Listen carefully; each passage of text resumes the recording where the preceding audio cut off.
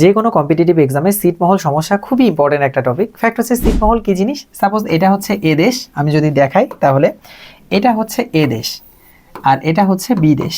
ওকে, এটা হচ্ছে বি দেশ।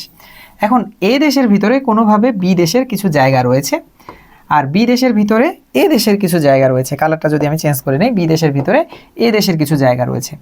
এখন এই যে জায়গাগুলো রয়েছে মূলত হয় কি, যদি পাশাপাশি দেশ হয় এই ছিটমহলগুলোতে এরা বিভিন্ন রাস্তা ব্যবহার করে যাতায়াত করে।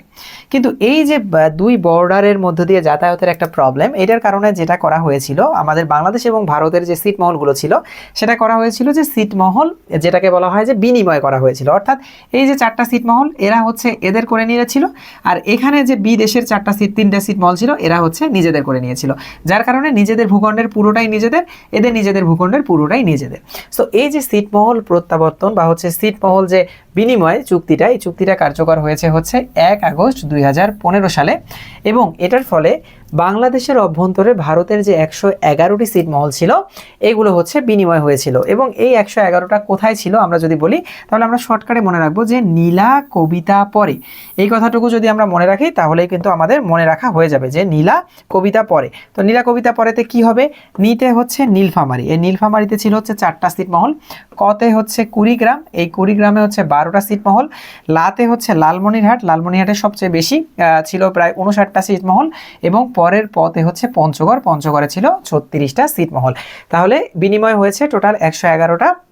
111টার মধ্যে এই যে নীলা কবিতা পরে এটা যদি আমরা মনে রাখি তাহলে নীলফামারীতে 4টি, লালমনিরহাটে হচ্ছে 59টি।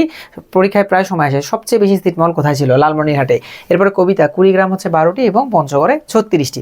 আর ভারতের অভ্যন্তরে বাংলাদেশের ছিটমহলের সংখ্যা কিন্তু ছিল 51টি, যেগুলো মাত্র 2টা জায়গায় ছিল। একটা হচ্ছে কোচবিহার জেলার মধ্যে হচ্ছে 47টা আর জলপাইগুড়ির মধ্যে হচ্ছে 4টা। এই প্রত্যেকটা ইনফরমেশনে আমাদের জন্য গুরুত্বপূর্ণ, যে কোনো কম্পিটিটিভ এক্সামে কিন্তু চলে আসতে পারে। সো আমরা যদি এভাবে করে জাস্ট মনে রাখি যে কার্যকরটা হয়েছিল 2015 সালের 1 আগস্ট এবং বাংলাদেশের অভ্যন্তরে ভারতের ছিল 111টা, ভারতের অভ্যন্তরে বাংলাদেশের ছিল 51টা এবং বাংলাদেশের যে জেলাগুলোতে ছিল সেগুলো হচ্ছে নীলা কবিতা পরে, অর্থাৎ নীলফামারী, লালমনিরহাট, কুড়িগ্রাম, পঞ্চগড়। সবচেয়ে বেশি ছিল হচ্ছে লালমনিরহাটে। এতটুকু ইনফরমেশন মনে রাখলে ছিটমহল থেকে হোপফুলি একটা যদি প্রশ্ন আসে আপনাদের কমন পড়ে যাবে। সো সবাই ভালো থাকবেন, সুস্থ থাকবেন।